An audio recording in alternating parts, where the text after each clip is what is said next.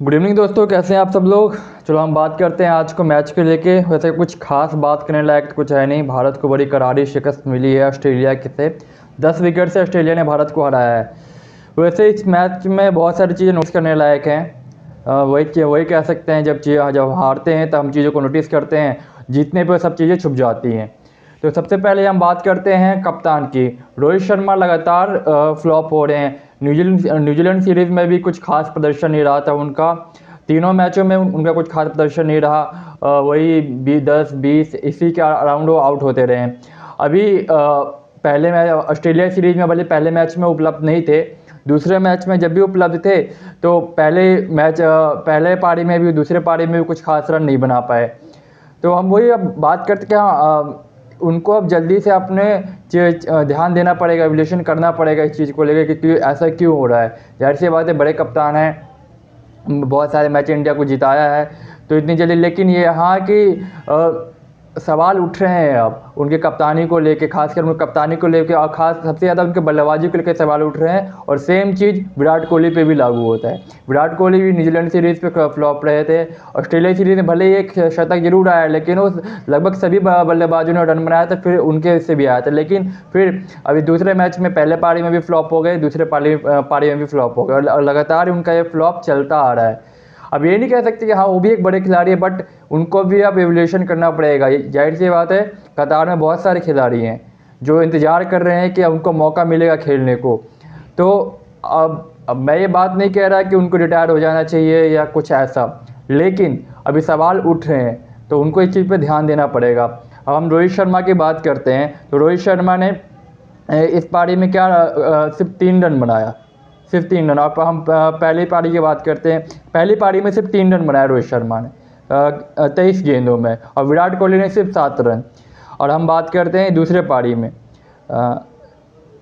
1 minute ज़रा बस।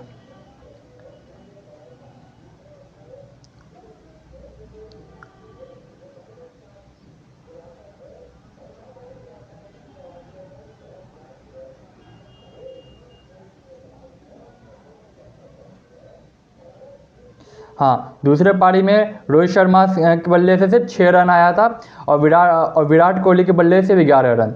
तो ये एक उच्च दर्जे बल्लेबाज का ये परफॉर्मेंस नहीं हो सकता। हम जानते हैं कि विराट कोहली कितने अच्छे बल्लेबाज है, कितने उच्च दर्जे के बल्लेबाज है, और रोहित शर्मा पे भी सेम चीज़ लागू होती है, लेकिन परफॉर्मेंस नहीं आ रही है। तो जाहिर सी बात है, सवाल उठ रहे हैं। चलिए अब 1 बाय 1 बात करते हैं कि अब क्या रहा कैसा। लेकिन वही है कि एक करारी हार मिली ऑस्ट्रेलिया से, जो कह सकते हैं कि ठीक है हार मंजूर, लेकिन ऐसी हार नहीं होनी चाहिए थी। अब पहले इनिंग्स की बात करें तो पहले इनिंग्स में जो रन बनाया है, यशस्वी 0 पे आउट हो गया।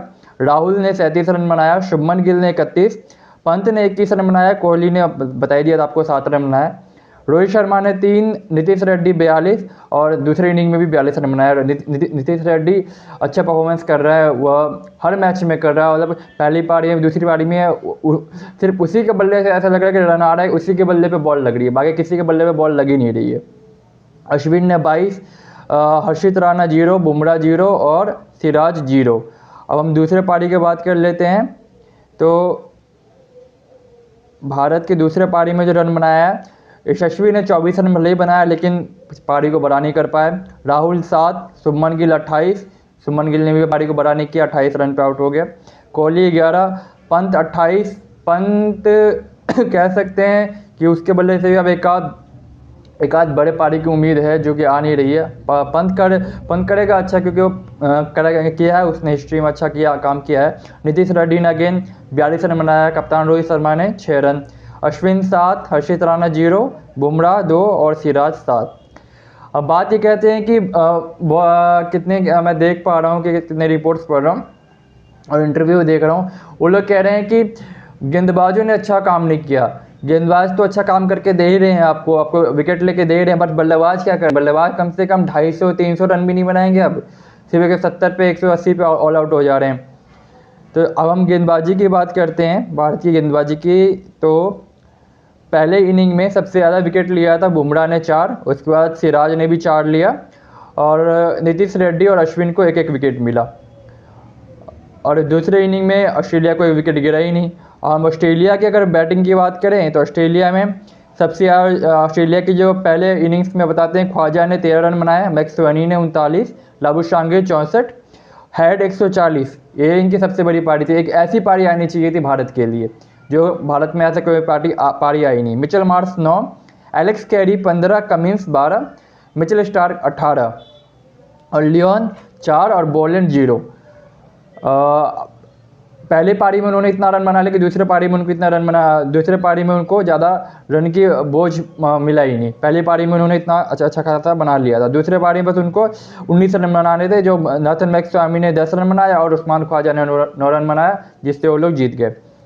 अब हम लोग बात करते हैं कि पहले पारी में ऑस्ट्रेलिया के किस गेंदबाज ने सबसे ज़्यादा विकेट लिया था। जाहिर सी बात है, स्टार्क ने 6 विकेट लिया था, कमिंस ने 2 विकेट लिया, बोलेंड ने 2 विकेट लिया था। अब हम दूसरे पारी की बात करते हैं, तो 1 मिनट। दूसरे पारी में भी स्टार्क ने 2 विकेट लिया, कमिंस ने पंजा खोला 5 विकेट लिया और बोलेंड ने 3 विकेट लिया। अब ध्यान देना पड़ेगा भारत को, बिकॉज ये छोटी मोटी हार नहीं है, बड़ी हार है। जाहिर सी बात है, जो पिच उनके लिए वो पिच हमारे लिए भी था।